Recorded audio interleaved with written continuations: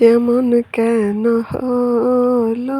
আসসালামু আলাইকুম, সবার কি অবস্থা? ভয়েস শুনে হয়তোবা আপনাদের কাছে একটু অন্যরকম লাগতে পারে। আমারও অনেক কষ্ট হইতেছে আজকে ভয়েস দিতে। জ্বর ঠান্ডা লাগে, শরীরের অবস্থা অনেক খারাপ। সাথে ফ্যামিলির সবারই একই সমস্যা, জ্বর সাথে প্রচুর ঠান্ডা। ঠান্ডা লাগলে ভয়েস দিতে কষ্ট হলেও এই ভয়েসটা আমার কাছে অনেক বেশি ভালো লাগে। মাঝে মধ্যে ভাবি কি অদ্ভুত ভালো লাগে আমার, তাই না? 2 দিন হয়েছে ঘর থেকে বের হইতে পারি না। ঘরের মধ্যে কোনো রকমে রান্নাটা করি। রমজান মাস রান্না তো করতে হইব। বইসা দাঁড়াইয়া শুইয়া এরকম মানে সময়টা মিলায় কোনো রকমে রান্না করি, দাঁড়ায় থাকতে পারি না, এত অসুস্থ। 2 দিন পরে বের হলাম। রান্না বান্না করতে না পারলে মানে আমি অসুস্থ থাকলে আমার যতটা কষ্ট লাগে আমার সন্তানদের জন্য, যে ওরা কি খাবে, কষ্ট হইলে ওদের জন্য রান্না করি। তারপরে হচ্ছে ওদের জন্য কষ্ট লাগে, আমি কষ্ট করে এগুলা করি, এজন্য ওদের যদি একটু যত্ন না করতে পারি আমার অনেক খারাপ লাগে। 2 দিন পরে বের হয়ে দেখি যে ওনাদের এই অবস্থা দেখে এত খারাপ লাগতেছে, নইতে পারতেছি না। মাথা প্রচন্ড ব্যথা করতেছিল, তারপরেও চেষ্টা করতেছিলাম যেগুলো পরিষ্কার করতে পারি কিনা। আসলে আমি কিন্তু এগুলো একা খাবো না, সবাই কিন্তু খাবে, কিন্তু পরিষ্কার করার সময় কেউ নাই, কেউ একটু দেখেও না এগুলা যে একটু পরিষ্কার করে দেই। আর ওনারা তো অবাক হয়ে আমারে দেখতেছে, মনে হইতেছে যে 2 দিন আপনি কোথায় ছিলেন।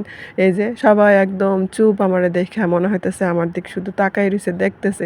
আসলে আমি কি এরকম ভাবি নাকি ওরাও এরকম ভাবে, একটু জানাবেন তো। যারা গাছ পছন্দ করে, গাছ করতে ভালোবাসে, তাদের মনে হয় এরকমটাই লাগে না?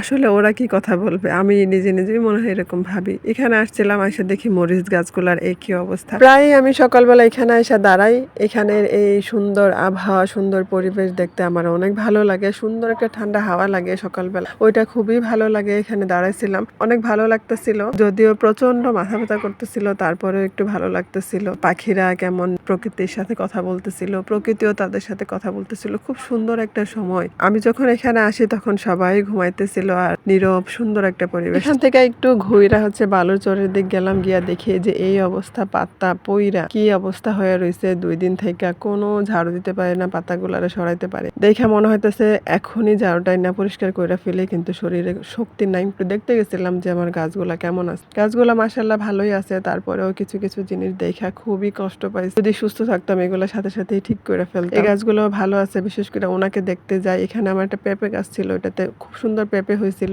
একটা পেঁপে পাকার পরে ওইটা তো আনতে পারি নাই, পরের দিন গিয়ে দেখি গাছের সবগুলো পেঁপে নিয়ে গেছে। এখান থেকে আসলে নেওয়া যায় না, এটা তো বাড়ির পেছনের জায়গা। ফল হইলে হচ্ছে মানুষ নিয়ে নেয়, যেহেতু এর সামনে রাস্তা আছে বাজারে যাওয়া, রাস্তা দিয়ে তো অনেক মানুষই যায়। আর এখানে আমি মুরগির থেকে গাছগুলোরে বাঁচানোর জন্য বড় একটা নেট দিয়ে বেড়া দিচ্ছি। মুরগির আমার থেকেও বেশি বুদ্ধি, এই নেটের উপর দিয়ে ভিতরে চলে যায়। আর এক কোনায় একটা ভাঙা পইরা আছে, নেট মাটিতে পইরা আছে, ওইটা দেখে বেশি কষ্ট লাগছে, যেটা এখন ঠিক করতে পারবো না। আমার হাজবেন্ডের বলছিলাম, দুপুরবেলা ঠিক করে দিছিল আর কি। এখানে যে দেখেন এই গাছটা পাতা দিয়ে একদম ঢাইকা আছে। একটা সময় আছিল আমার শাশুড়ি অনেক রাগ করতেন বাড়িঘর সকালবেলা ঝাড়ু না দিলে, আর এখন উনি রাগটা কোনো কিছুই করেন না। আমাদেরই ভালো লাগে না বাড়িঘর ঝাড়ু না দিলে, বিশেষ করে আমার ঝাড়ু দিয়ে একদম পরিষ্কার করে না রাখলে একেবারেই ভালো লাগে না। মনে হইতেছে যে শরীরে রাগ উঠে রয়েছে, কেন পরিষ্কার করতে পারলাম না। নুয়া নুয়া এই সাইডের বাঁশগুলা ঠিক করে দিতেছিলাম। এগুলা কিন্তু মানুষ করে নাই, যে বাতাস একটু আসলে, যেহেতু সামনে অনেকটা খালি জায়গা আছে, আবার ডোবা আছে, পুকুর আছে, বাতাস আসলে অনেক বাতাস লাগে, বাতাসে এগুলো নষ্ট হয়ে যায় বেশি। সবাই ভালো থাকবেন, আমার জন্য দোয়া করবেন। আল্লাহ যেন আমাকে খুব তাড়াতাড়ি সুস্থ করে দেন। এই জ্বর ঠান্ডা আর ভালো লাগতেছে না। আর সবাইকে অগ্রিম ঈদের শুভেচ্ছা।